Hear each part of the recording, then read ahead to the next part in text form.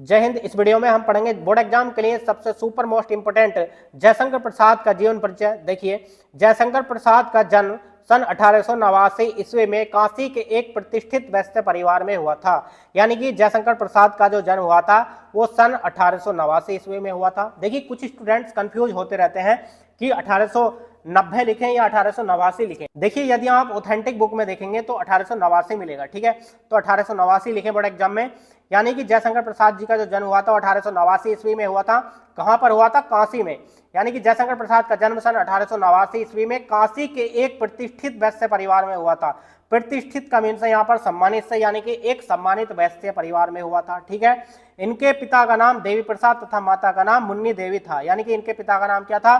देवी प्रसाद, और माता का नाम मुन्नी देवी था। ठीक है, आप बोर्ड एग्जाम में इस प्रकार से बीच बीच में ब्लैक पेन का यूज कर सकते हैं जहां पर हमने रेड पेन का यूज किया है, जिससे कि एग्जामिनर की नजर इन पर पहुंचे और आपको अच्छे मार्क्स मिल जाए। ठीक है, उसके बाद बचपन में ही पिता की मृत्यु हो जाने से इनकी प्रारंभिक शिक्षा घर पर ही हुई। यानी कि जब ये छोटे थे तब इनके पिता की मृत्यु हो गई थी। यानी कि जब ये छोटे थे तब इनके पिता की मृत्यु हो गई थी, जिसकी वजह से इन्हें स्कूली शिक्षा नहीं मिल पाई। तो इनकी प्रारंभिक शिक्षा जो है वो घर के स्वाध्याय से ही हुई। यानी कि बचपन में ही पिता की मृत्यु हो जाने से इनकी प्रारंभिक शिक्षा घर पर ही हुई।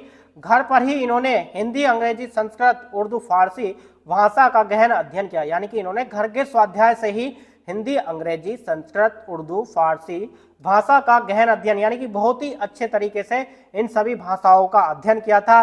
ये बड़े हंसमुख तथा सरल स्वभाव के थे। यानी कि जयशंकर प्रसाद जी जो थे वो बड़े हंसमुख थे और सरल स्वभाव के व्यक्ति थे। इनका बचपन बहुत कठिनाइयों से बीता। यानी कि जैसे कि आप जानते हैं, जब ये छोटे थे तब इनके पिता की मृत्यु हो गई थी, जिसकी वजह से इनका जो बचपन था बहुत कठिनाइयों से बीता।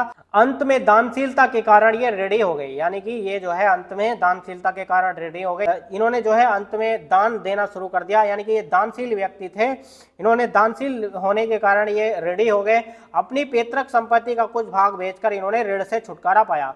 देखिए, पैतृक संपत्ति वही संपत्ति होती है जो हमारे पूर्वज छोड़कर जाते हैं। यानी कि उसमें से इन्होंने कुछ संपत्ति का भाग बेचा और इन्होंने अपने ऋण से छुटकारा पाया।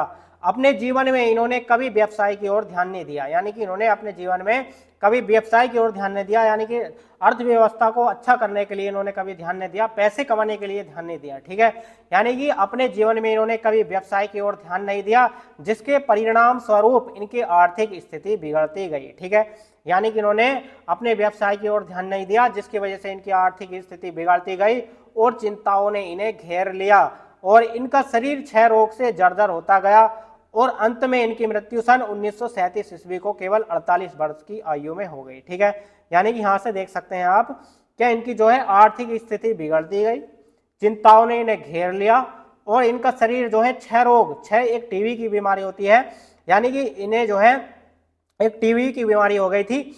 यानी कि इनका शरीर क्षय रोग से जर्जर होता गया और अंत में इनकी मृत्यु सन 1937 ईस्वी को केवल 48 वर्ष की आयु में हो गई। ठीक है, उसके बाद देखिए कुछ इनकी रचनाएं हैं। रचनाएं आप जो क्लास 10th के स्टूडेंट हैं वो केवल एक दो तीन रचनाएं लिख सकते हैं, लेकिन हम यहाँ पर सारी रचनाओं को बता रहे हैं क्योंकि यहाँ से ऑब्जेक्टिव क्वेश्चन बनता है। ठीक है, तो देखिए आपको बोर्ड एग्जाम में इस प्रकार से ऑब्जेक्टिव क्वेश्चन पूछा जा सकता है, जैसे कि ये प्रतिध्वनि है। ठीक है, प्रतिध्वनि क्या है? ये जयशंकर प्रसाद जी की जो है ये कहानी है। ठीक है, यानी कि इस प्रकार से पूछेगा कि प्रतिध्वनि जयशंकर प्रसाद की नाटक है, कहानी है, उपन्यास है, क्या है, इस प्रकार से पूछ लेगा। यानी कि आपको ध्यान से देखना है कि नाटक इनके क्या है, कहानी क्या है, उपन्यास क्या है, निबंध क्या है। ठीक है, इस प्रकार से ऑब्जेक्टिव क्वेश्चन बनता है। तो यहाँ पर देख सकते हैं इनकी रचनाएं, देखिए क्या क्या है। तो डियर स्टूडेंट, यदि आपने अभी तक वीडियो को लाइक नहीं किया तो लाइक कर देना, क्योंकि हम आपके लिए एकदम रिसर्च करके लाते हैं। तो देखिए इनकी रचना है नाटक, चंद्रगुप्त, स्कंदगुप्त, अजातशत्रु आदि। यानी कि जो इनके नाटक हैं वो चंद्रगुप्त, स्कंदगुप्त और अजातशत्रु आदि। ठीक है, इनकी कहानी क्या है? देखिए, प्रतिध्वनि, छाया, इंद्रजाल, आकाशदीप, ये इनकी कहानी है। ठीक है, उपन्यास है इनके कंकाल, तितली।